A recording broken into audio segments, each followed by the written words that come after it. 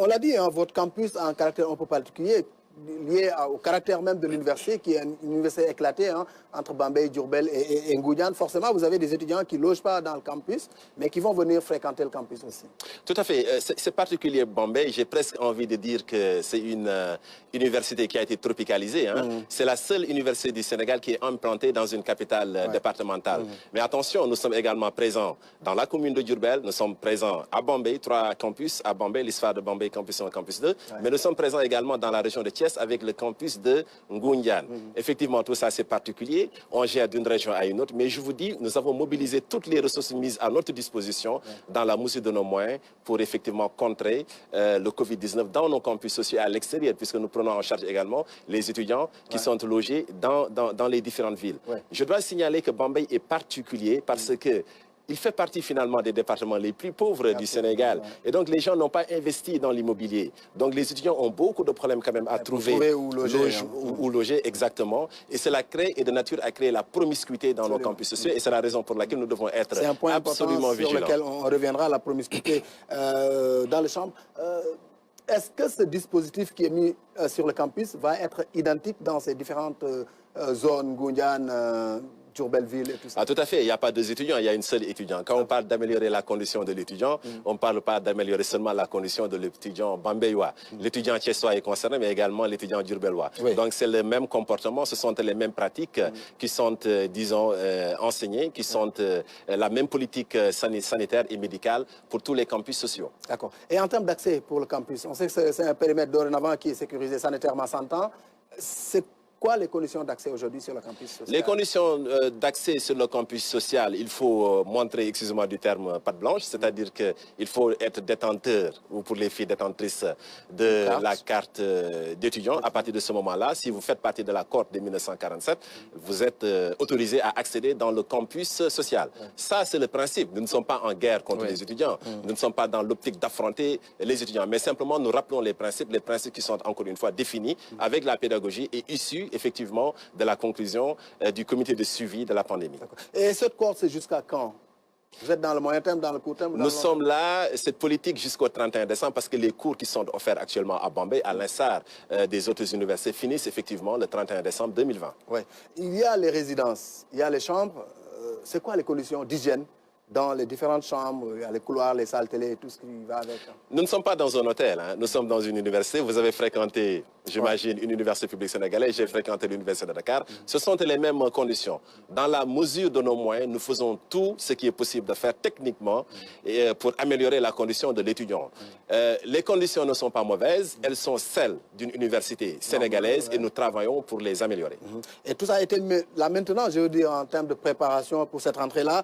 Est-ce que les toilettes disposent de ces dispositifs sécuritaires, sanitaires, les chambres également, les couloirs, parce que c'est des espaces communs qui peuvent abriter... Absolument. Vous savez, nous avons tellement, je ne vais pas dire bien travaillé, ce serait vraiment très prétentieux, mais nous avons tellement travaillé que finalement, il y a un personnel, un membre du personnel, un PATS qui a perdu la vie pendant les travaux. C'est pour vous, et je m'incline devant sa mémoire, c'est pour vous dire l'importance des travaux que nous avons faits sur l'infrastructure. Nous avons refait les bâtiments, nous avons refait les toilettes, nous avons refait la peinture. Il n'y avait pas d'espace aménagé à Bambey. Nous avons fait. Nous avons travaillé également sur l'éclairage public. Merci à Monsieur le Président de la République, puisque via l'ANER, des lampes ont été mises à disposition pour l'université de Bambey. Nous avons également pour Ngoundiane et pour Diourbel, nous avons commandé des points lumineux qui sont au moment où je vous parle en train d'être installés. Donc oui, nous avons profité de la période de pandémie pour faire les travaux nécessaires à un campus, on va dire, meilleur. Et qui peut accueillir les étudiants dans de bonnes conditions aujourd'hui. On l'a dit tantôt, le système de clando, la promiscuité dans les chambres, c'est pas uniquement à Bambey que ça se passe, hein. Sur l'université de Dakar, le campus social de Dakar, Saint-Louis, Ziguinchor, partout. C'est devenu un fléau. Est-ce qu'à la faveur de cette pandémie-là, vous allez aller en guerre contre ce phénomène-là? Oui, c'est un fléau, mais moi, je vous le dis, j'ai fait mes études au Sénégal, j'en ai fait ailleurs également. Et ailleurs, c'est pas tous les étudiants qui ont droit aux œuvres sociales. C'est vrai que nous sommes un pays particulier où la pauvreté est la chose la mieux partagée. Et c'est la raison pour laquelle il faut offrir le maximum, on va dire, d'œuvres sociales universitaires pour les étudiants. 600 lits pour 7000 étudiants. Ça crée la promiscuité dans un contexte où, je le disais tout à l'heure, les Bambéois n'ont pas investi dans l'immobilier. À Bambey, les chambres qui sont aménagées pour 2 étudiants, on se retrouve avec 7 étudiants, avec 10, dans certaines avec 14 étudiants. C'est extrêmement difficile et c'est d'ailleurs la raison pour laquelle nous devons tout le temps nous solidariser avec ces étudiants qui vivent quand même des conditions difficiles. Mais heureusement, il y a de bonnes nouvelles. Actuellement, nous sommes en train de travailler sur un campus de 1000 lits. À l'heure où je vous parle, les ouvriers travaillent nuit et jour pour finir ces travaux-là. Le CROUS a un travail très important en négociation avec les partenaires. C'est un projet de 5000 lits et nous sommes très avancés sur le dossier. Nous avons pour ambition de faire de Bambey la première université du Sénégal, au moins en matière sociale. Mais on est en contexte de Covid. Il y a 1400 étudiants, vous l'avez dit, 1747 étudiants, je crois, qui vont devoir fréquenter le campus dans un premier temps. Mais pour ceux qui vont passer la nuit sur le campus, ils seront combien exactement autorisés, étant entendu qu'on est en contexte de Covid? Nous voulons codifier les 1947. Oui. Quelqu'un a dit que ce sont les petits esprits qui raisonnent en termes de moyens. Donc nous voulons les codifier dans la mesure du possible, puisque à l'heure où je vous parle, tout le monde n'est pas encore là. Si ce n'est pas possible de codifier tout le monde tout en respectant la distanciation sociale, nous allons les laisser, pour ceux qui veulent loger en ville, aller prendre des chambres en ville et nous assurer qu'ils puissent s'armer des produits nécessaires pour lutter contre cette pandémie-là. Qu'ils ne soient pas en promiscuité aussi, hein, parce que c'est... Oui, très important, très important. Et d'ailleurs, c'est la raison pour laquelle, dans les restaurants, nous sommes allés vers la solution des barquettes. Ça, on va y revenir. Mais vous avez quel type de chambre? Ici, à Dakar, on voit des chambres à 2, des chambres individuelles, des chambres à 4, etc., etc. Vous avez quel type de chambre? C'est la même chose qu'à Dakar. Et vous ne changez pas le format à la faveur de cette maladie là? On va changer, nous sommes en train, nous l'avons, j'allais dire, changé le format, puisqu'on ne reçoit plus les 7000 étudiants, mais on reçoit les 1947 étudiants. Donc dans ce contexte-là, nous allons faire respecter la distanciation sociale, y compris dans les chambres. Et vous allez lutter contre le clandotage dans les chambres? Ah, ça c'est nécessaire, ça c'est nécessaire. Mais je vous le dis, nous en tant que directeur du CROUS, en tant que direction, nous posons les principes. Nous n'avons pas le pouvoir de police. Le pouvoir de police appartient à l'autorité préfectorale. Nous posons les principes. Heureusement, nous avons, je vous le disais tout à l'heure, des étudiants très responsables qui placent la pédagogie et le social au-dessus des revendications syndicales. C'est la raison pour laquelle nous n'aurons aucun mal à les faire accepter effectivement cette nouvelle politique. Ces mesures-là. Il y a le volet médical qui me semble important. Vous avez un centre médical, il est aujourd'hui doté de quel type de matériel? Très bien approvisionné. Est-ce que le matériel est à niveau par rapport au contexte? Très bien approvisionné, nous n'avons pas de soucis à ce niveau-là. Et les malades, j'espère qu'il n'y en aura pas, mais en tout cas, éventuellement, effectivement, seront acheminés, n'est-ce pas, dans des endroits hors de Bambey qui sont prévus à cet effet. Et il y a un dispositif d'urgence qui est mis en place pour gérer tout cela? Exactement, et nous travaillons, nous avons des médecins, nous avons un médecin dans le centre médical, des infirmières, donc du personnel soignant, et nous travaillons également avec les 3 districts sanitaires de la région de Diourbel. Et par rapport au restaurant, c'est quelle formule que vous allez adopter pour permettre aux gens de ne pas se regrouper oui, pour les restaurants, si vous prenez le restaurant de 200 places, on ne peut plus prendre les 200 places, 200 étudiants à la même heure, au même moment dans le restaurant. Donc, ce que nous avons décidé de faire, c'est de laisser passer entre 30 au maximum 50 étudiants pour le restaurant de 200 places, qui vont utiliser les services du restaurant au même moment. Pour le reste, on va vers la solution des barquettes. Nous l'avons expérimenté donc aujourd'hui. Des barquettes à emporter avec fourchette, avec donc tous les ustensiles nécessaires. Nous l'avons expérimenté et les étudiants sont très contents de ces Comme ça, il n'y aura pas de rupture de service par rapport au... Il n'y aura pas de rupture de service et il n'y aura pas également de risque de contracter la maladie dans le restaurant. Ok. Vous avez tantôt parlé de résidence. Vous avez une politique de montée en puissance par rapport aux capacités d'accueil et tout ça.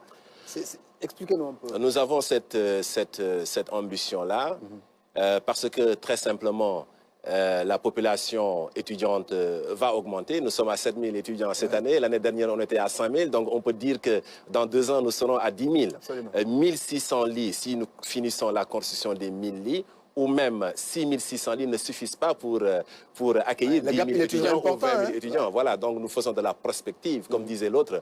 Gouverner, c'est prévoir. Et puis nous sommes en train de nous projeter, sur l'avenir en tenant en compte de la vision du président de la République, vision relayée par la tutelle technique. Et vous avez le sentiment que ce rythme d'investissement et d'exécution des travaux est convenable pour atteindre les objectifs dans le moyen terme? Nous avons bon espoir. Là, nous allons très rapidement, je vous le disais tout à l'heure, réceptionner les 1000 lits. Et nous avons espoir que le projet des 5000 lits va bientôt démarrer. Donc oui, nous sommes confiants.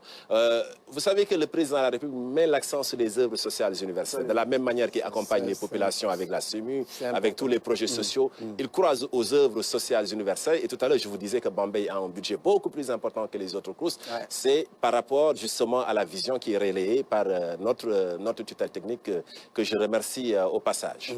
L'université de Bambey est une jeune université, hein, je crois, portée au degré d'université en 2009. Avant, c'était un centre universitaire régional. On l'a dit en début d'émission, c'est la seule université qui se trouve implantée dans un département du Sénégal. C'est un caractère symbolique. Comment vous l'expliquez? Quelle analyse vous en faites? Oui, c'est effectivement, c'est le symbole. Cela dit, l'ISFAR existait bien avant 2009. C'est l'ex-CNCR, l'école des cadres ruraux de Bambey. Et cela c'est un haut lieu de la formation. Exactement, exactement, où sont formés, où sont sortis des sommités des cadres ruraux à l'époque, dans leur domaine, exactement, qui travaillent à travers tous les pays africains, dans tous les pays africains. Et à Bambey, malgré, disons, la jeunesse de l'université, nous avons eu de grands enseignants là-bas, le professeur Abdallah, qui a enseigné à Saint-Louis, le professeur Lamine Gueye, donc l'ex-recteur de l'université Alioune Diop, mais également le professeur Maktar Boussek. Actuellement, nous avons notre frère, le grand professeur Mahidiao. Donc, d'éminents, nous avons des sommités qui enseignent à l'université de Bambey. Donc, c'est finalement une opportunité, le fait d'être implanté en milieu rural comme ça, c'est pas un handicap? Vous, ce n'est pas un handicap, c'est une opportunité pour Bambey d'abord, parce que autour de l'université de Bambey se crée ou se renforce la ville de Bambey. D'un point de vue économique, c'est très important. Il y a pas moins de 600 quand même prestataires qui sont employés par le CROUS chaque année. Et ça fait quand même, on va dire, c'est un coup de balai dans l'économie. Aux populations de la zone. Aux populations de la zone, comme Bambey-Serer, aux populations de Ngoundiane également, mais également aux populations de la commune de Diourbel. C'est une opportunité pour la ville. Bien évidemment, il y a le revers de la médaille, c'est que c'est une ville extrêmement pauvre et ça rejaillit sur l'université, puisque les étudiants n'arrivent pas à trouver des endroits pour se loger. Donc voilà, c'est l'université de Bambey qui est comme ça finalement. D'accord. Quand on parle aujourd'hui des œuvres sociales au niveau de l'université de Bambey, qu'est-ce que l'étudiant nouvellement orienté à Bambey peut trouver en termes de commodité? C'est quoi votre package que vous offrez aux étudiants? Alors, ceux qui vont arriver et ceux qui sont déjà... alors, en termes de commodité, ce sont les mêmes qu'on retrouve à Dakar. Donc, ce sont des chambres à deux, c'est de la restauration, c'est des activités culturelles. On met le point sur les activités culturelles, c'est également des activités sportives. D'ailleurs, j'en profite pour dire que les terrains de football, tout ce qui est un terrain de basketball, sont en train d'être remis vraiment à neuf. Le plus que Bambey a de plus, le plus que Bambey a et que les autres n'ont pas, c'est se vouloir étudier ensemble. Ça, on le retrouve à Bambey. Parce que ce sont des enseignants engagés, c'est un recteur vraiment manager, c'est un CROUS vraiment déterminé à changer la condition de l'étudiant. C'est des étudiants responsables. Et qui acceptent malgré tout quand même de venir dans ces conditions-là. Ce n'était pas évident au départ. Aujourd'hui, ça fait des émules. Hein, exactement. Et je vais vous dire, dans ce contexte de pandémie, pour vous dire le degré de maturité de nos étudiants et leur sens de responsabilité, ils ont fait une quête et ont remis au ministère de l'économie et des finances un chèque de 1 million de francs CFA, si ce n'est pas de la responsabilité. C'est très noble. Hein. Exactement.